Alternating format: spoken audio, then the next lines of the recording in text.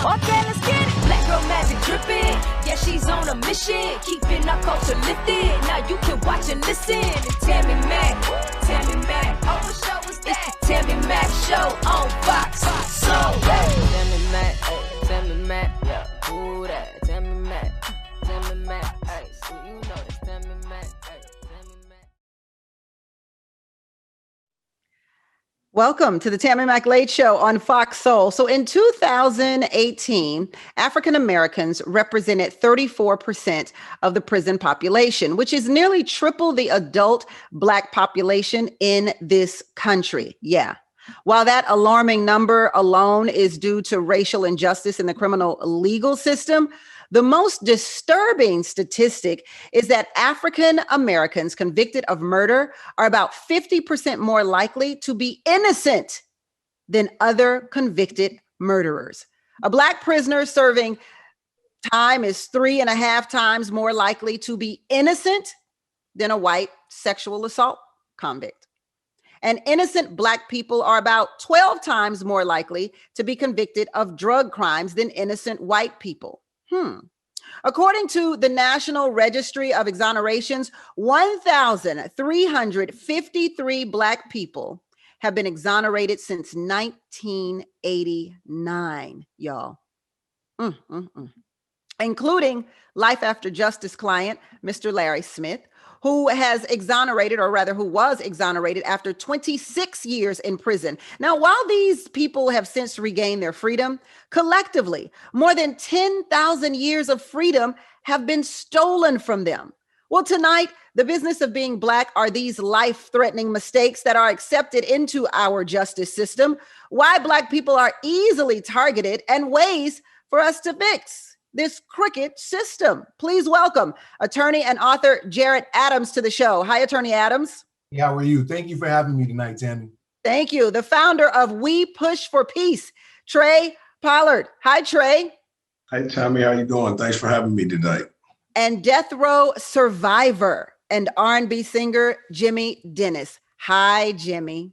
How you doing tonight, Tammi? Thank you for having me. That's an odd way to be described, death row survivor. I feel like you were on Suge Knight's record label and survived, but apparently it's much more deeper than that, and we'll get into that. But the question I'd like to start with is why should Black people care about exonerated people in prison, or innocent Black people in prison, I should say? Trey, you want to start with that?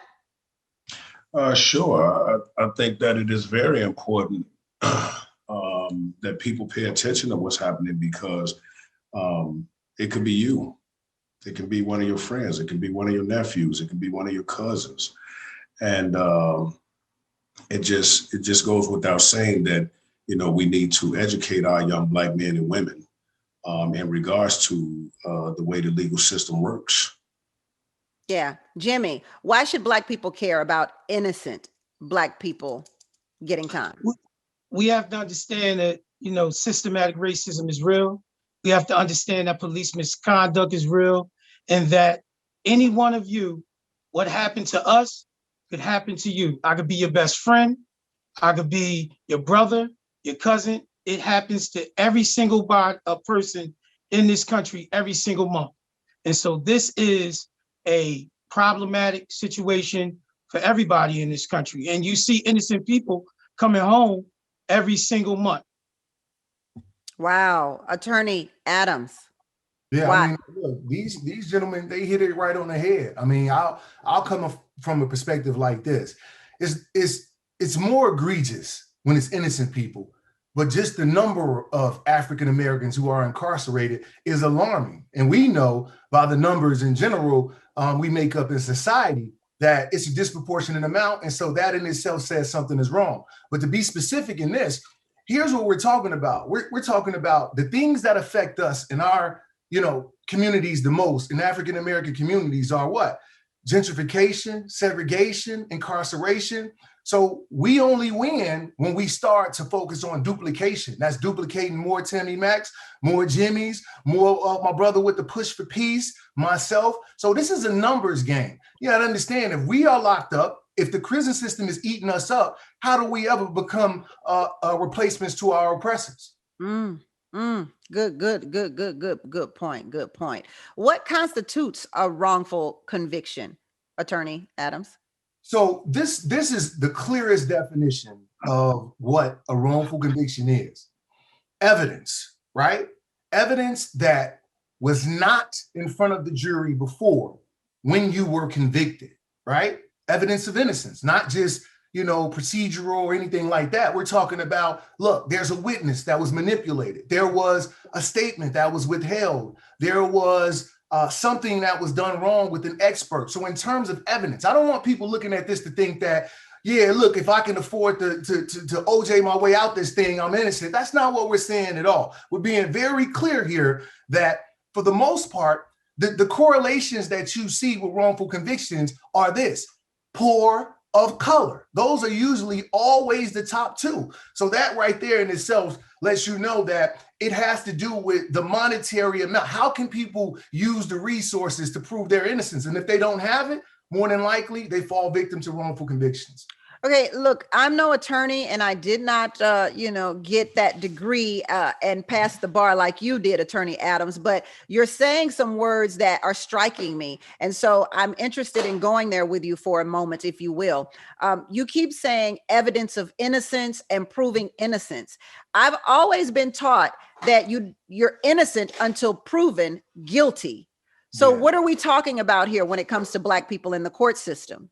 We're talking about what's in writing, and then we're talking about what's reality for Black folks. And then we're also talking about this. The people who were there creating the criminal justice system did not look like either one of us right now on this show. So how could it ever be fairly treating us, right?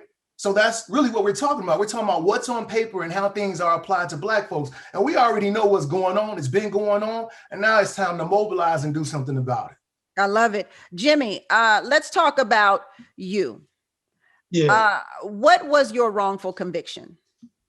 I spent 25.5 years on death row for a crime I didn't commit. And what happened was you had a corrupt district attorney by the name of Roger King, who's notorious in Philadelphia. You can look him up. He's one of the worst prosecutors ever in this country. You had two corrupt police officers by the name of Jaskrimsky and Santiago. And what they did was they hid and destroyed evidence of my innocence. They had evidence of other people confessing to the crime. They had evidence of a welfare receipt to prove my innocence, and they hid it for over 15 years. And there's numerous of other things that I can chronicleize and people can read. If you look at the legal opinion that exonerated me on August 21st, 2013, by the Honorable Judge Anita Brody, in her first paragraph, she talks about James A. Dennis was wrongfully convicted. And then in this 46-page legal opinion, she talks about the corruption of the police. She talks about the corruption of the prosecutor and what was done to me. So what we're talking about is a system that is broken. And when there is no accountability, and when I say accountability, what we're talking about is in order to fix this system, what we need to do is hold prosecutors and police accountable. And that means passing law and legislation for them to get locked up and go to prison when they violate someone's constitutional rights and when they knowingly put innocent people in prison like us three men here tonight. I agree with that accountability thing. I've been fighting for that with the police departments for quite some time now. So what was the crime they said you committed? The crime took place at the Fern Rock Station in 1991, and a young lady by the name of Shadell Williams was brutally murdered for a pair of gold earrings by three perpetrators. And they say that the perpetrators were 6 foot tall, 200 pounds, dark skin complexion as Wesley Snipes and Miles Davis. And as you see me, I sit 5'4", I weighed 125 pounds, and I'm brown skinned. So you were accused and convicted and put on death row for a murder you did not commit. Yes. And I spent 25.5 years on death row, even though the system clearly knew that these police officers was corrupt and there was tons of evidence that prove my innocence. And it's not uncommon. In the 46-page legal opinion chronicles every single thing that was done to me by these police officers. There are 2 legal opinions that have exonerated me that now help other innocent people come home in this country to this day. And those legal opinions chronicles every single piece of evidence that was hidden, that was destroyed, and all the lies that were told by these police officers. Trey, And what do we say to, excuse me. I'm sorry. Trey, what do we say to white people who say, he's a black man, he probably did it? Man, and we can say so much. But, you know, one of the things that I keep as my narrative is to continuously educate my little brothers and sisters, right? I have a lot of candid conversations with all nationalities, races, religions, and cultures. And, you know, what happened with the George Floyd thing was they actually had an opportunity to see it for themselves. But the question is, did they see it for themselves? We're going to continue to talk about this when we return on the Tammi Mac Late Show on Fox Soul. Let's take a quick break. Welcome back to the Tammi Mac Late Show on Fox Soul, where tonight the business of being black are innocent black men put in jail. Let's go to our chat room. Joy, hi Joy. The prison system is just a modern take on slavery, she says. Incog says, why is it when someone is exonerated, the system does not go after those who contributed to the misconduct that led to this individual losing his or her reputation and freedom? That's exactly, Jimmy, what you have been talking about from the start of the show. And what's interesting about that is, Incog, when you say that, it's true. I believe that if you have to go through these years and years in prison, I mean, you can never get retribution. Never. Like, I don't need to talk about it. Jimmy, you can talk about it in a minute. Hold on. But my thought is, why don't we lock up people, those that participated in the wrongdoing, in the mistakes? People have to be accountable for their mistakes. We teach kids that when they're children. I don't understand why we can't follow suit as adults. Kim Possible says this shouldn't be taken lightly. People involved in this misconduct needs to be locked up. Johnny says, Jimmy, wow, looks too young to have served 25 years in prison. You think the 25 years alone, Jimmy, would have aged you, but you look rather young there, my brother.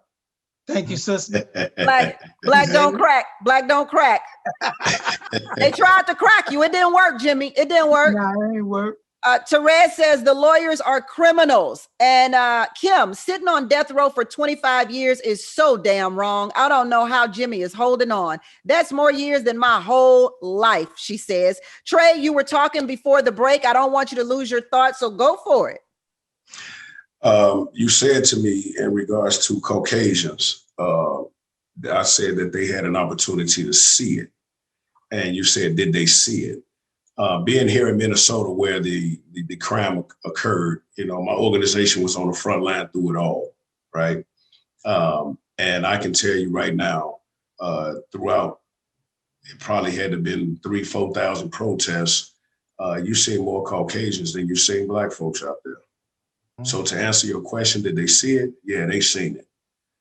When the verdict was read, my organization was downtown to be prepared for, to try to keep it as peaceful as possible.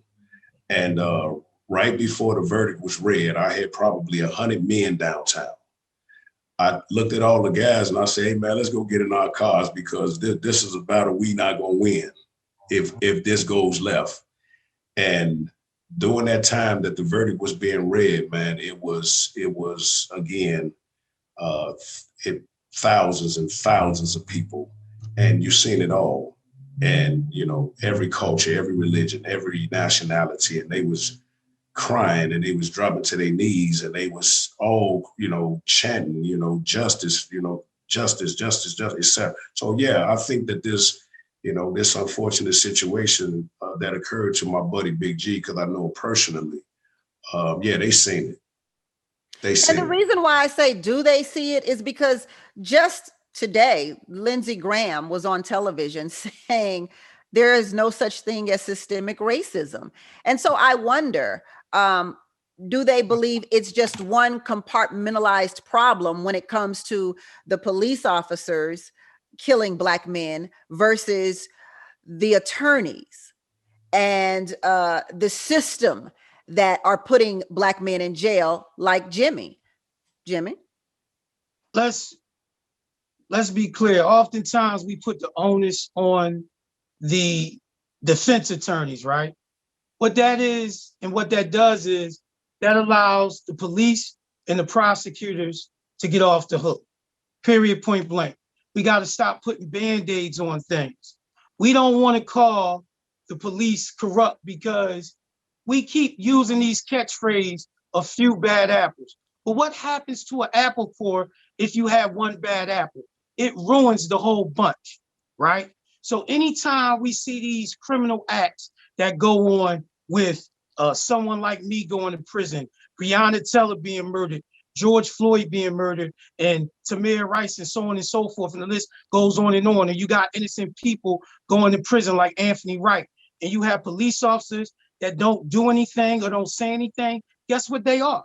They are complicit in the act of corruption because they say nothing and they do nothing, and that's that thin blue wall. And we as a people in our community, the Black community and people outside our community, Black and brown, white, so on and so forth, what we have to do is lift our voices up in unison. We have an important race in Philadelphia taking place right now with Larry Krasner. And what the powers that be are trying to do is lift up one of the most corrupt district attorneys by the name of Carlos Vega to run on the Democratic ticket. He isn't a bit more Democratic than the man in the moon. But the thing is they want to prop him up to return back to the old boys club with corruption and doing things wrong. And the very two police officers that I spoke to you about earlier, Jastrzemski and Santiago, who have been proven to be corrupt in this case with me, and Anthony Wright's case, and 28 other cases, donated money to this man's campaign. So we in the Black community in Philadelphia, we need to come out in droves and vote for Larry Krasner. Why? Because he's truly about criminal justice reform. And if we want to really be about criminal justice reform, we have to start paying attention to the judges we vote in office and to the district attorneys we vote in office. How you think that these police officers keep getting off when they shoot and kill people unarmed? It's because the district attorneys aren't going to do the job that they were sworn in to do, and that's prosecute the police. Attorney Adams, I want you to jump in here. You are an attorney. Tell us, is there any truth to what he's saying? Yeah, look, I was quiet for a reason, and I'm rarely quiet because he was hot as a firecracker. I mean, that's it. I mean, what he's saying is right. But just to drop in like the legal terminologies, we're talking about qualified immunity again. That's what we're talking about. We're talking about the Supreme Court is what we're talking about. So in the end, we start talking about the politics again. So when Lindsey Graham is out here and he's saying, oh, there's no systematical racism, he doesn't believe that, but he wants the people who supports him to believe that so he can stay exactly where he was. Again, these people who are pushing out this nonsense rhetoric, they weren't the ones storming the Capitol. They were the ones influencing the people to do it. And so what we have to do is this. We have to make sure when we have moments of victory, like with Jimmy, we stop and pause. Don't go to the pizza party. We pause to say, okay, what happened and what do we need to implement to make sure that it doesn't happen again? So what he's saying right now is true about Krasner. I actually was a part of the attorney team who represented Anthony Wright, the man who was exonerated along with the officers on Jimmy's case. And what was shocking to me was this. So I was learning that these men were not only not held accountable, but for years, they operated in the same fashion as Jimmy. And so what they'll do is this, they'll try to close the box real fast and let Jimmy out so you don't get a chance to get inside the skeleton closet to see what all is going on. So what we have to do is this is what we really have to do. Look, Black folks, stop waiting for George Floyd to trend before you jump in. Like, cut it out, man. Waving Stop the flag on you now, waving the flag. So Please tell them stop what you waving. mean by that. So let me- Attorney Adams, tell them what you mean by that. Here's what I mean, right? Stop waiting for your favorite person on Twitter or Instagram to share what you already read a year ago. You understand what I'm saying? It's okay for you to use your voice and your voice alone to say something is wrong, it ain't right. It's okay for you to learn who these judges are on the ballot. This is what I want to happen. I pray to God, because I'm about to start doing more of these talks and stuff like that more as my practice opens up as I launch this book. So I'm going to start a series of conversations to educate folks and stuff like that. And one of the things that I'm going to do is this. Criminal justice reform starts on a state level because it's state control. Absolutely. So I want everyone to know who the judges are in their jurisdiction. Exactly what I'm we saying. never really know until after we looking like Jimmy, Trey, and myself. Then that's when we learn the person who ain't even looking at us. They looking through us so they can give us enough time to make sure they let everybody else know we ain't who we think we are, we who they tell us we are, and that's simply not true. If we don't control the narrative and start changing it, Tammy, look, we're gonna be back on here again with another trending topic. I think that narrative that Jimmy was talking about needs to be discussed a little bit more, right? Let me elaborate on what I'm saying. You know, he alluded to talking about the Black community. The first thing we have to do is have a real conversation. We haven't had a community in a long time.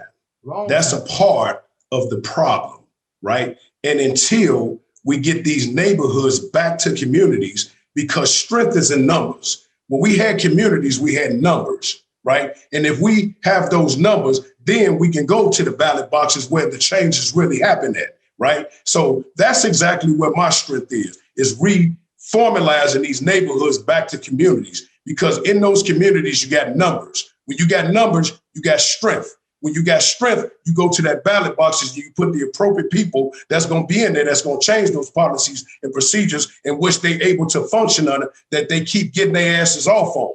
That's the problem. So I don't want to get too far off topic here, but I do want to know, Trey, when you say we don't have community, and you second the motion, Attorney Adams, what do you mean we don't have community? Because a full-on community came out for George Floyd, Breonna Taylor. I mean, the community has been coming out. And even in your own words, Trey, you said, look, not only did our community come out, everybody's community came out. So when you refer to the Black community, what are you referring to? What do you mean we don't have community? Well, you know, when I say that everybody came out, individuals came out.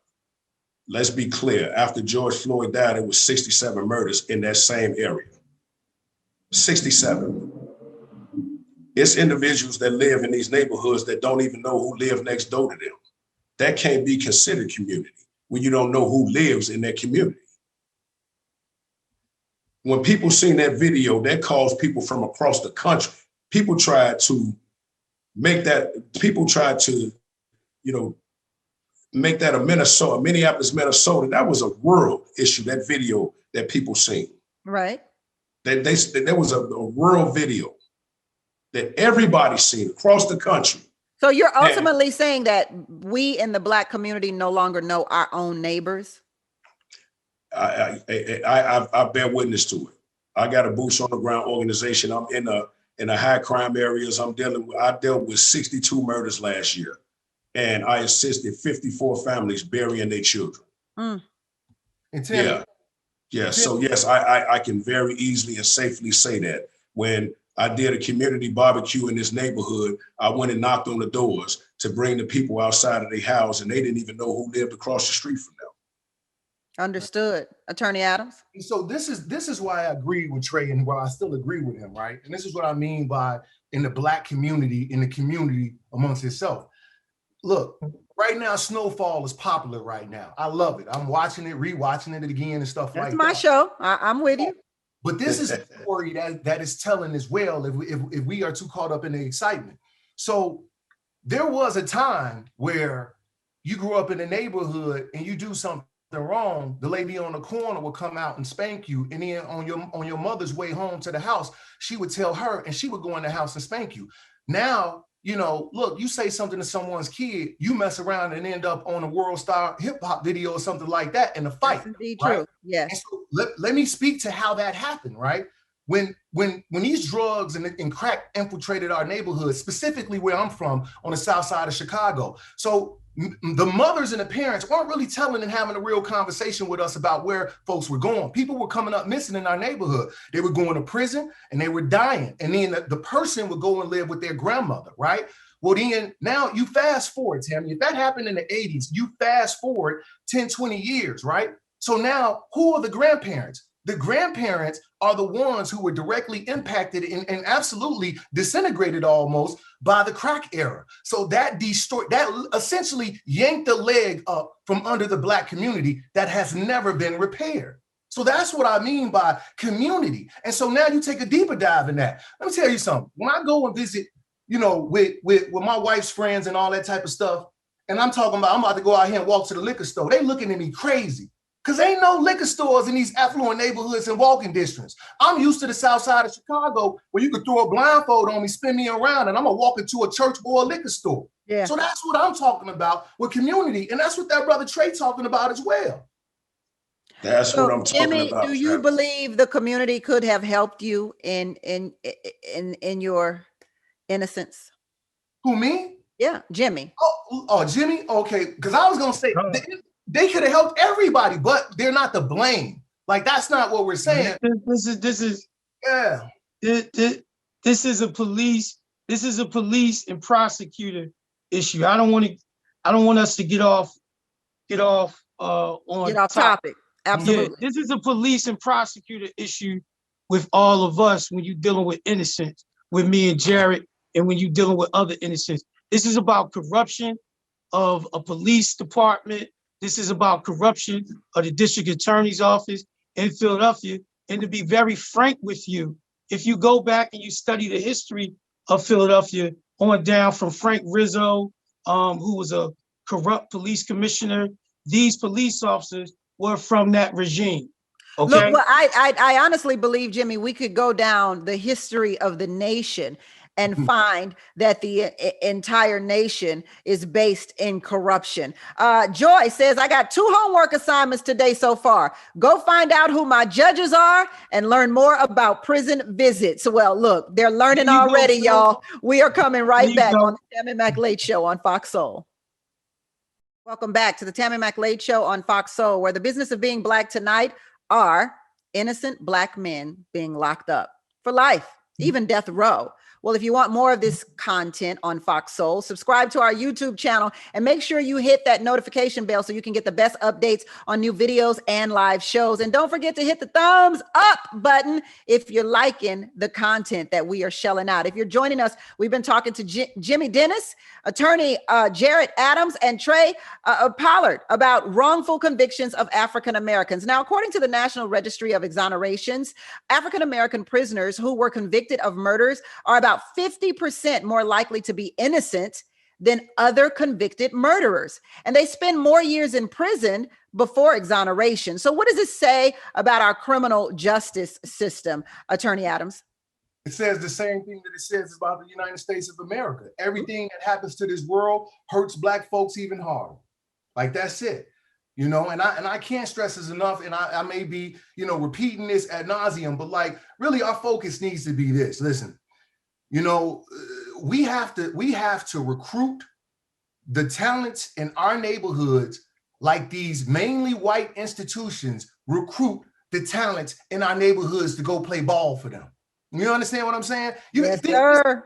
It's very clear, you know, that all the way back into the days of slavery, you know, learning and education was something that was punishable by death for Black folks. There's a reason why. You know, and so right now, look, we got to continue to arm ourselves and to replace our folks that Jimmy was talking about. Jimmy named a lot of people, and I was just thinking about my time when I was representing Anthony Wright. He named a lot of people, he named a lot of things, and here it is. Jimmy's out in 2013, same thing going on with Anthony Wright's case when we were working on it in 2017, 2018, and that brother has his pulse on what's going on now. They're literally trying to remove the man who is trying to do what everybody is campaigning about, criminal justice reform.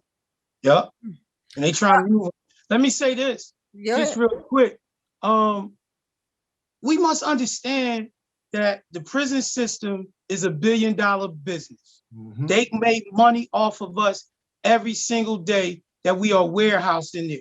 If you want to read a book, read Michelle Alexander's The New Jim Crow. If you want to get a short history lesson, go on Netflix and watch Ava DuVernay's The 13th. This is your short history lesson about the prison industrial complex. Prisons are being traded on Wall Street, the New York Stock Exchange right now. It's a business. So if you think the corruption you see in these police shootings aren't happening to innocent Black men and women being put in prison for something that they didn't do, you are sadly mistaken. And every sadly mistaken. Attorney Adams, did you become an attorney because you too have been a part of this wretched system? Yeah, look, I can give you the political answer and be like, oh, I'm not mad and I got out and I just wanted to live my life. Nah, look, I'm from the south side of Chicago. I wanted my lick back, okay? That's what I wanted. My mother had her favorite seat in church that she used to go to. And so when I'm falsely accused of this rape, my mama ain't going to church no more because she don't want to answer to the folks in the church that I grew up in. How's Jared doing? Where is he at, right? Because I'm locked up, and that's a difficult conversation to have for her. So when I was going through this process, I'm thinking about, look, what am I going to do the next day when I get home? As I'm working and learning myself about the law, I'm reaching out to the Innocence Project. And ultimately, the Wisconsin Innocence Project did answer my letter. My conviction was reversed, record expunged, but the damage that was done to me, Jimmy, look, that does not get expunged. It doesn't. Right, because the question becomes, even after the record has been expunged and you are found, you get your life back, so to speak, your mother still can't go back to her seat in church because the questions are still looming. But remind everyone or tell everyone, please, what happened in your case. Right, indeed. So look, I'm right off the graduation stage of high school. I'm headed to college. I'm falsely accused of a rape, heading to, a party with a couple friends. And it was from the start, the police knew it was a false accusation that came out of just an embarrassing situation of us being in a room with a girl and her roommate walking in. It was just some juvenile stuff.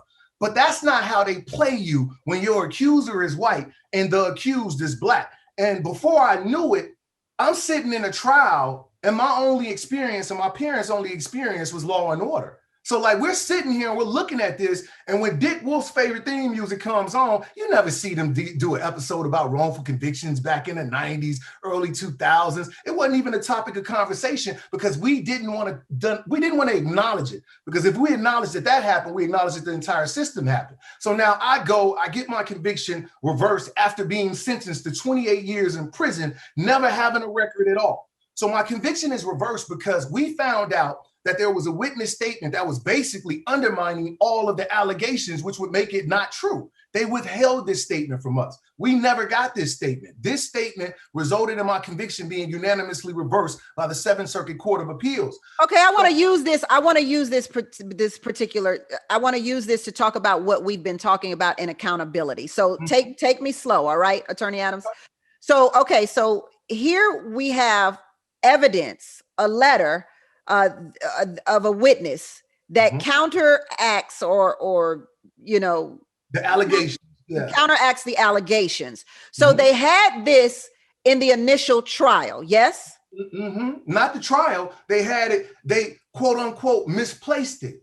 Does that so sound? It was with them from the very beginning, from the start of your act of you being accused. Absolutely. And Tammy, listen, I apologize if I'm not, slowing down enough because I just live in this every day with these cases. But yes, listen, police, prosecutors can and have used their power to withhold evidence or to say, oh, it was a mistake. I didn't mean for it. Do it all the time. Right? They do it all the time. And then that's where the immunity comes in to protect them, Tammy. This is what I'm getting to right here. Yeah.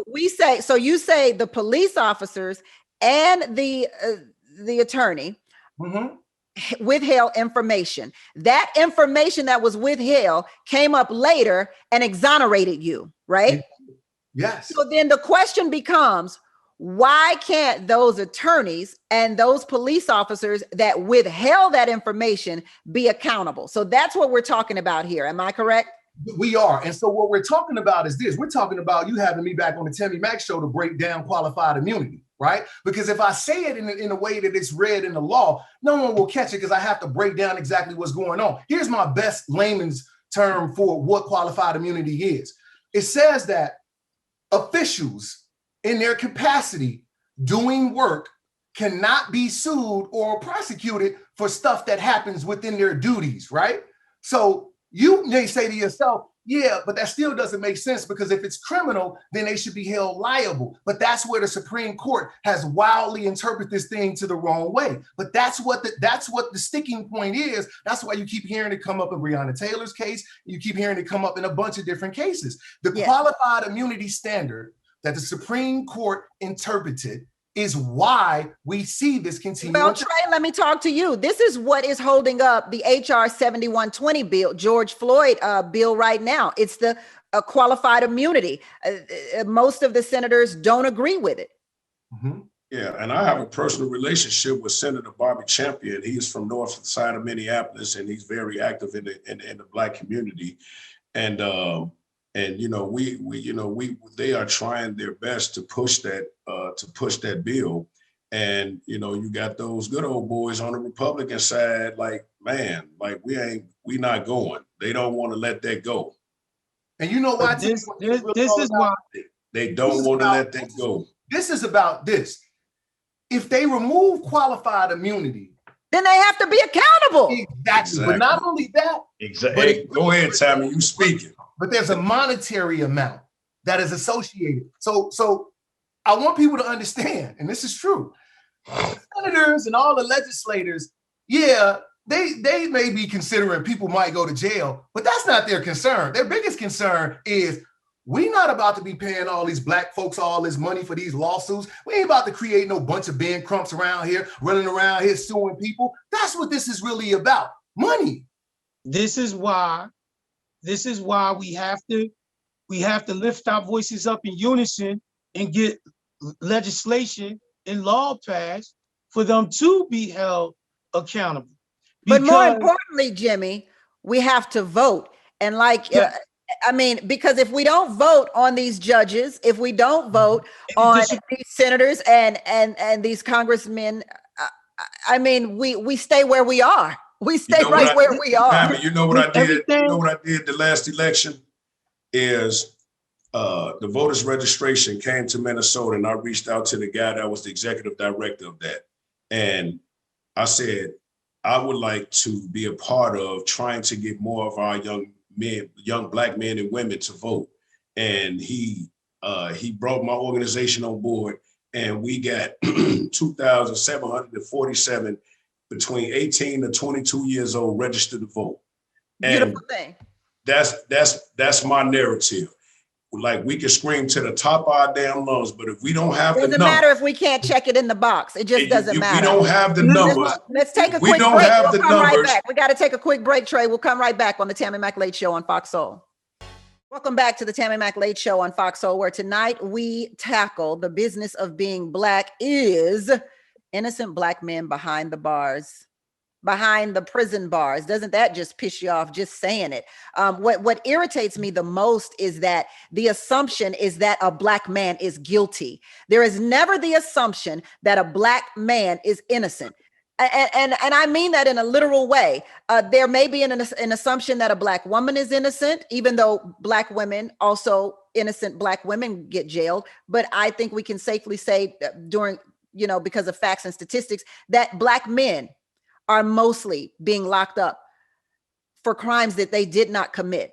So it just pisses me off that a Black man has to be proven guilty, has to be proven innocent.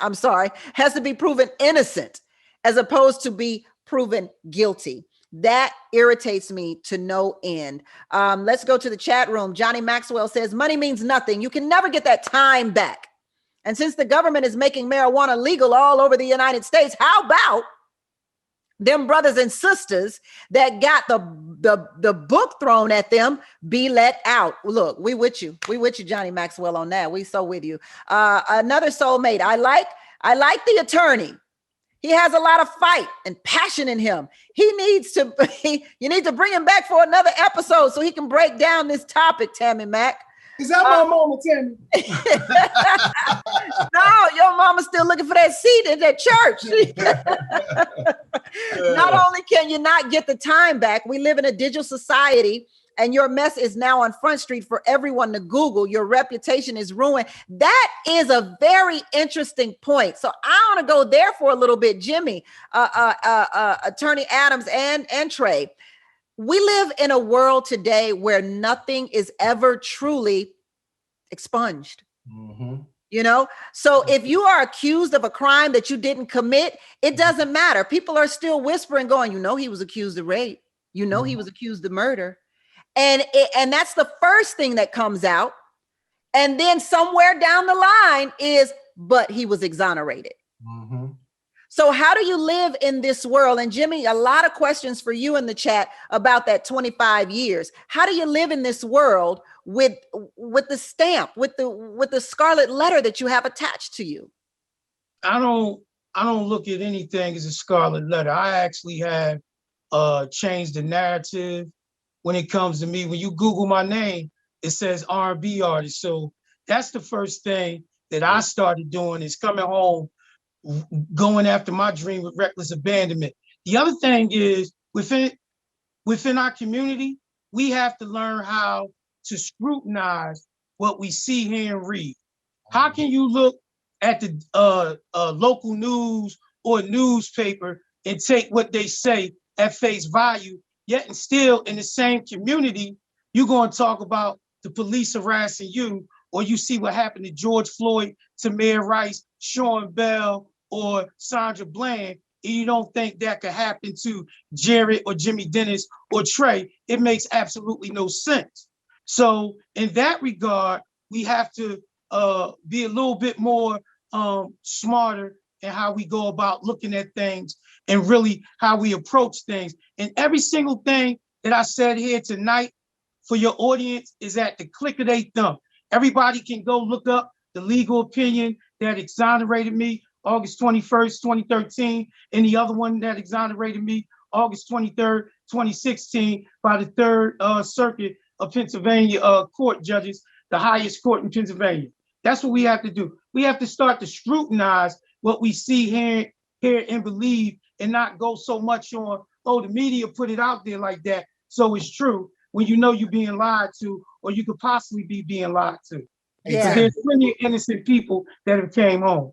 Tammi, before I forget, because I was reading something earlier today, but it was talking about, it was using the analogy of war and like criminal trial tactics. I'm a nerd. I'm a nerd. But look, here's the point that I was trying to make out of that. So when it's wartime, right? When countries are invading other countries, the first two things that they go after is the army's supply that they're invading, right? To go secure the army, the guns. What's the second thing they go after, Tammi? They go after the communication system of that country. You know why? Because they know just as important as a gun is the narrative that they need to pump out to the population that they're occupying. So right.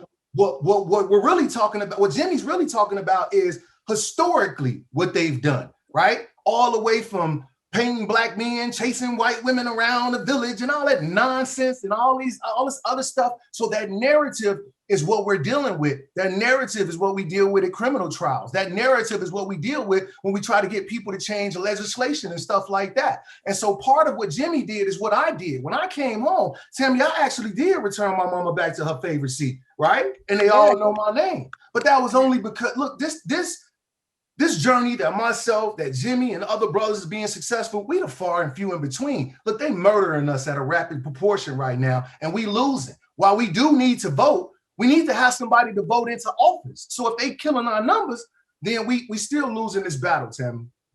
So exactly how long does it take to prove someone. And I hate saying that because you are innocent until proven guilty. So how long, like, it's just stupid to have to say, how long does it take to prove your innocence? It depends on who you're going up against. Listen, it took how long me, did it take you, Jimmy? It took me into 2013 before the truth came out.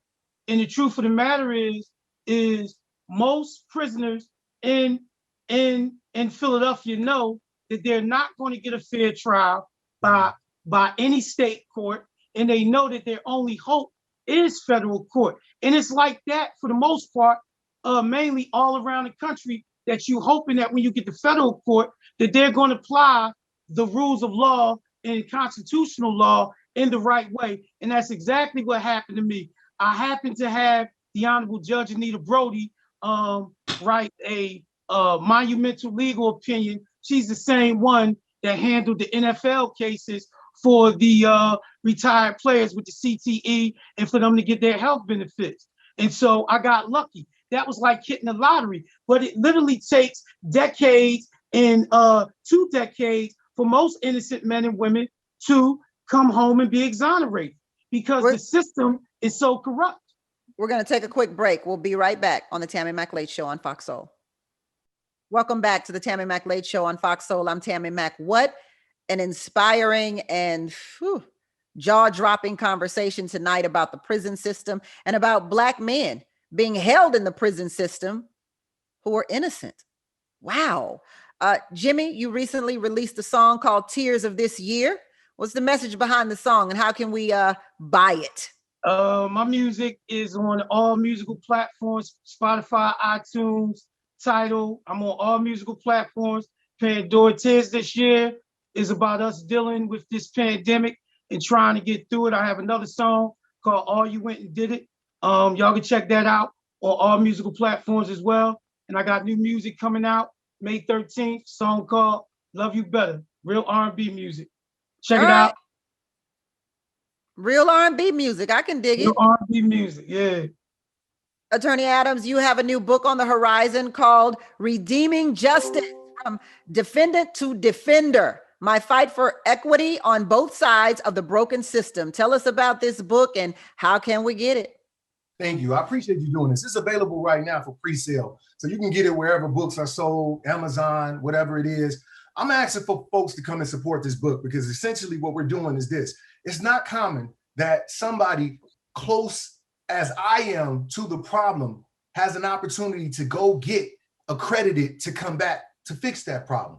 But I can't do it without the support of the community. So I'm asking for folks to go and buy the book and to also look up Life After Justice. Life After Justice is a nonprofit that we have. It's geared towards offering mental health services in our community to men and women who have been wrongfully accused. And we also have a litigation department, which I run, that actually we litigate actual claims of innocence. Go check out Not Guilty Serving Life. 2 Virginia men. Like I was saying, Tammy, don't wait until stuff trend, but I got 2 clients in Virginia right now, wrongfully convicted of killing the cop. And the attorney general right now is ignoring our plea for help. This is the time that people can call to action and do something about it. And I also want to end by saying this. This conversation is amazing. It's great, Tammy. I appreciate you for giving me the opportunity. Trey, my brother Jimmy, let's continue this conversation. And let's make this conversation turn into the action of us focusing our attention on grooming and saving our babies to become the replacement of our oppressors. Thank you. There it is. And I want to mention that a member of the Exonerated 5, I hate saying a member because it sounds like they were part of a group or something, but one of the Exonerated 5, Dr. Yusef Salam, will be on your Life After Justice conversation, right? Yes, I'm having a Life After Justice Conversation podcast. I'll continue to do this more often, drop nuggets of education. Yep, we'll be on tomorrow. Thank you. Trey, we push for peace. Yeah, we're going to keep on pushing, Tammy. First of all, it was truly a pleasure to be in this conversation with my brother Jimmy and my brother Jared. Thank you, Trey. Like you, Jared, man. I had the unfortunate mishap of I lost my 20-year-old son 2 years ago to that very thing, which is mental health, which is one of the essential services that we provide the at-risk youth that we that we service in our community and give them a mental health assessment. I am right now in the process of opening his name was Xavier, so it's Xavier's Transition House, where I will be working with youth coming home from prison to help them transition back into society. And try to give them a different platform. One kid said to me, "You show me something different, I'm gonna do something different." Well, if it's the last thing that I do on this planet, is I'm gonna show them something different. Indeed, I like that. Keep pushing for peace. Keep pushing for peace. We pushforpeace.org is the website, and then and I'm personal, so all of my personal information is on there. Thanks a lot, Tammi. Thank you. Thank you, Trey. Thank you, Attorney Adams. Thank you, Jimmy. And I'm pretty sure appreciate you. The audience wants you back, so I'm pretty sure we're going to have you back. I hope you guys can come through. Until tomorrow, everybody, it's a blessing to be in your box on the Tammi Late Show on Fox Soul. Appreciate you.